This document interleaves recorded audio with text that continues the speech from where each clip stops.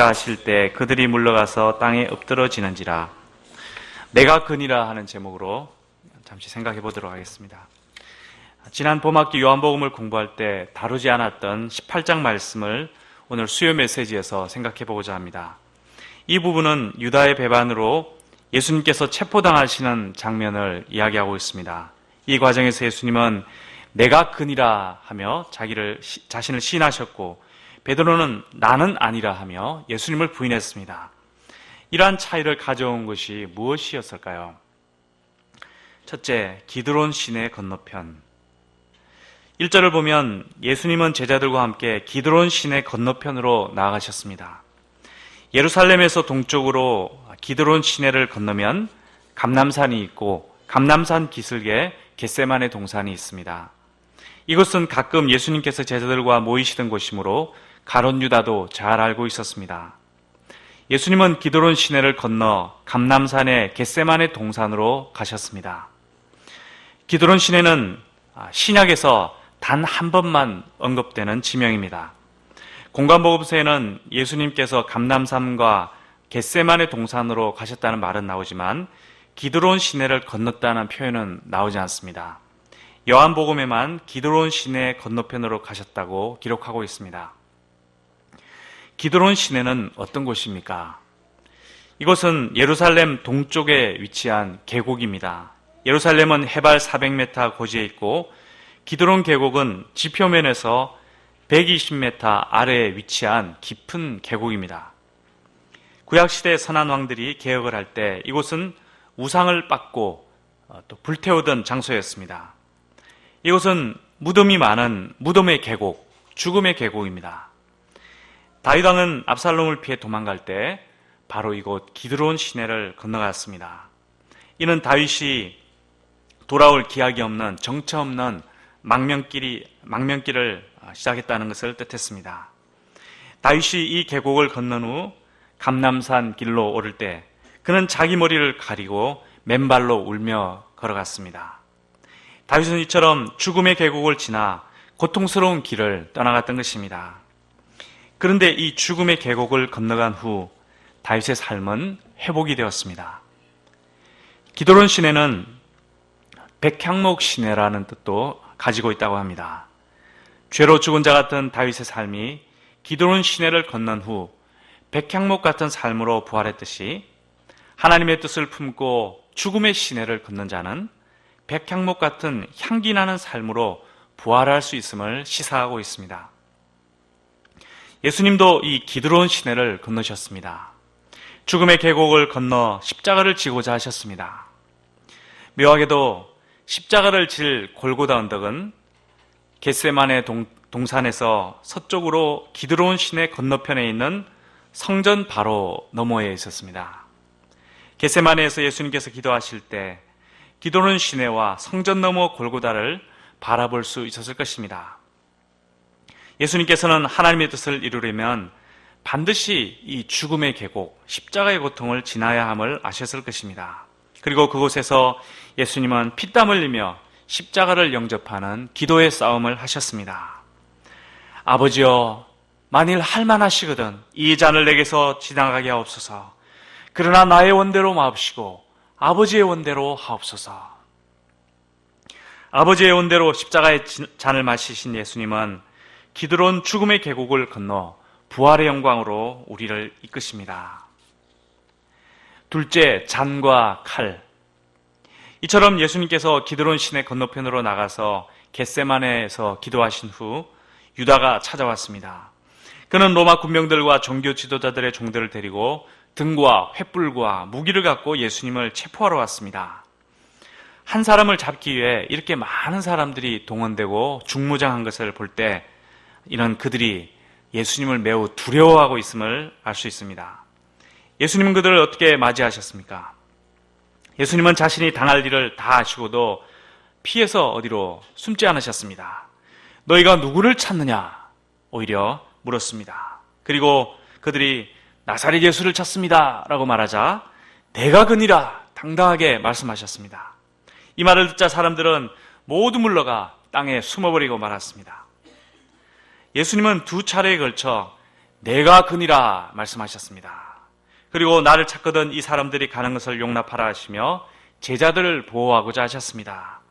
이는 아버지께서 내게 주신 자 중에 하나도 잃지 아니하였사옵나이다 한 성경 말씀을 응하게 하려 함이었습니다. 예수님은 무시무시한 로마 군병과 덩치 좋은 이 종들 앞에서 조금도 위축되지 않았습니다. 당당히 내가 그니라 하며 자신을 밝혔습니다.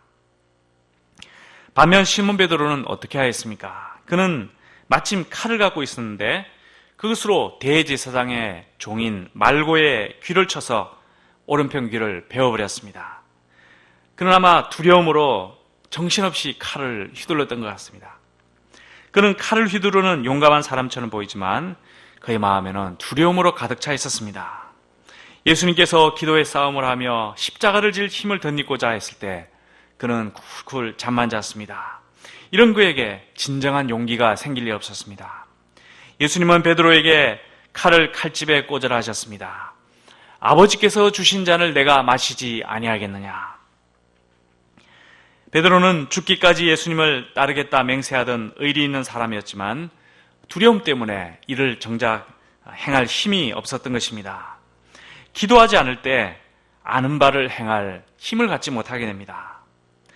예수님은 체포당하신 후 대제사장 출신인 안나스에게 끌려갔습니다. 이때 베드로와 다른 한 제자도 대제사장의 집들에 몰래 들어갔습니다.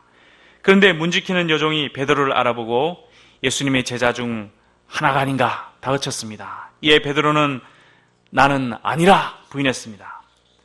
그리고 날씨가 추워 불을 쬐고 있을 때 어른거리는 불꽃 사이로 베드로를 알아본 사람이 너도 그 제자 중 하나가 아니냐? 이렇게 물었습니다. 이때도 베드로는 나는 아니라 부인했습니다.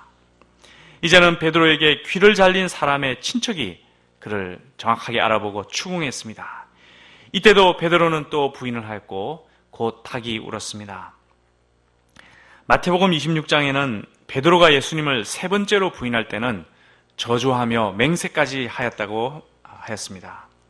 그리고 닭이 울자 닭 울기 전에 내가 세 번 나를 부인하리라 하는 예수님의 말씀을 기억하고 밖에 나가 심히 통곡했다고 하였습니다. 바로 이것이 칼을 든 자의 연약한 모습입니다.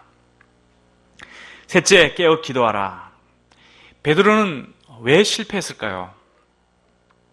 예수님과 함께 기드론 시내를 걷는 사람이 예수님과 함께 지금까지 많은 고난을 함께 감당해온 그 용감한 베드로가 예수님과 함께 죽기까지 하려고 했던 그 믿음 있는 주님의 수제자가 왜 세 번이나 예수님을 부인할 수밖에 없었을까요? 이는 연약한 죄인인 자신을 알지 못했기 때문입니다. 예수님은 겟세마네 동산에서 시험에 들지 않게 깨어 기도하라. 마음은 원이로되 육신이 약하도다 하셨습니다. 인간의 육신은 약하여 시험에 빠집니다. 마음이 원하는 바를 행할 힘이 없습니다. 마음은 원이지만 육신이 약합니다. 두려움으로 인해 시험에 빠져 정신을 차리지 못하고 예수님을 3번이나 4번이나 30번, 40번 부인할 때가 많습니다. 나는 아니라 부인하다가 후에 정신을 차리고는 뼈저린 후회를 반복하는 존재가 바로 우리 인간들입니다. 또한 베드로는 기도하지 않았습니다. 연약한 자신을 이기는 길은 기도인데 기도하지 않고 잠만 잤습니다. 베드로는 이런 경험을 기초로 후에 베드로전서에서 이렇게 말하였습니다. 너희는 정신을 차리고 근신하며 기도하라.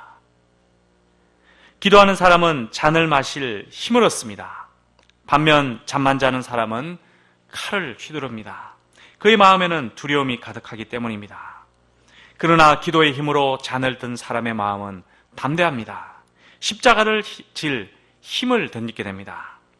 그러므로 우리가 하나님 주시는 잔을 마시기 위해서는 반드시 예수님처럼 기도의 싸움을 하여야 합니다.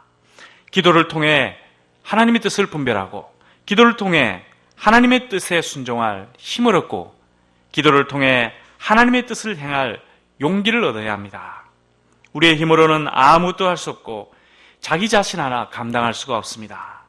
우리가 예수님의 겟세마네 기도를 배워 순종의 잔을 마시는 사람들 될 수 있기를 기도합니다.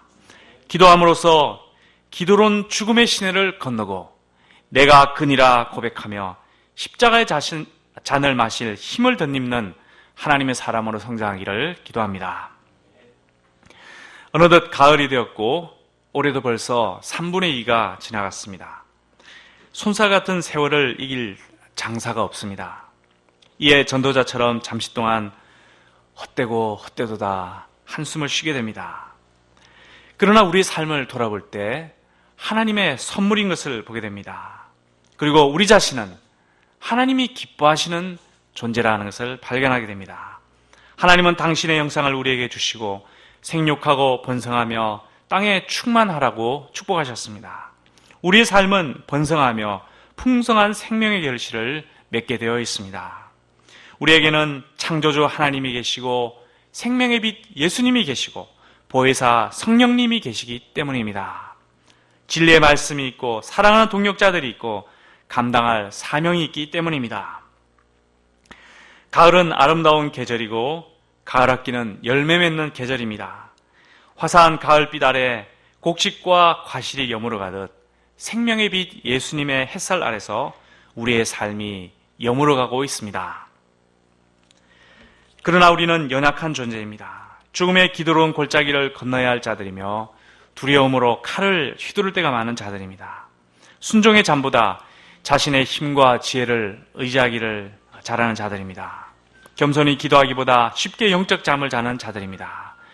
그러나 이 모든 연약함을 이길 힘을 하나님께서 우리에게 주셨습니다. 시험에 들지 않게 깨어 기도하라. 깨어 기도하라. 깨어 기도하는 곳에 길이 있습니다. 깨어 기도하는 곳에 연약한 자들이 강하게 되는 하나님의 길이 있습니다. 우리가 깨어 기도할 때 우리 삶에 이루시는 하나님의 선한 역사를 볼 수 있는 눈이 떠입니다.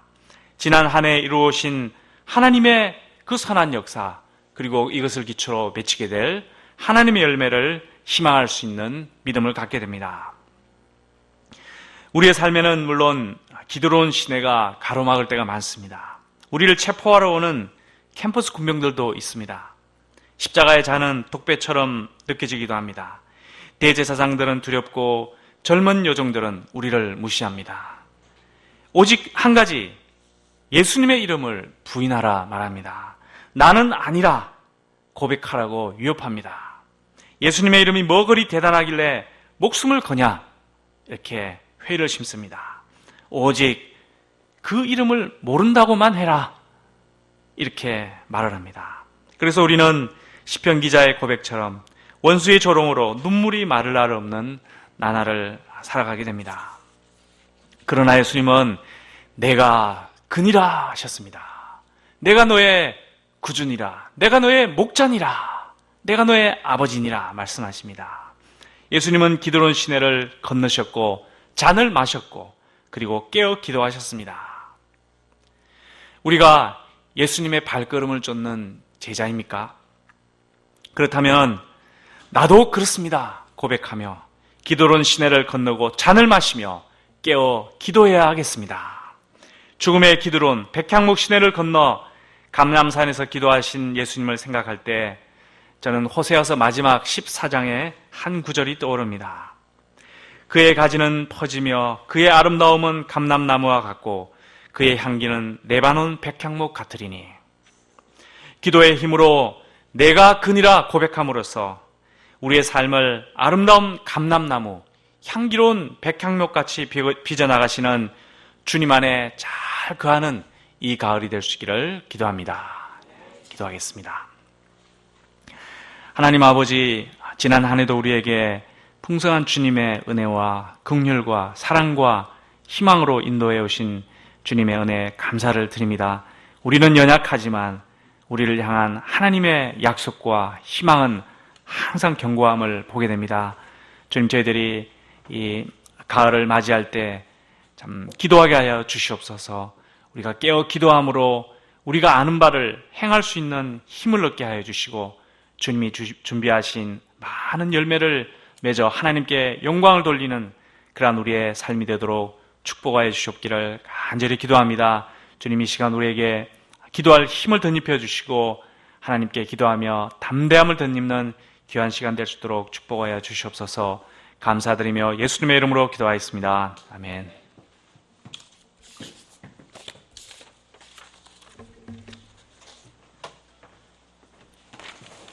자, 찬송가 하나 부르겠습니다. 368장 부를까요?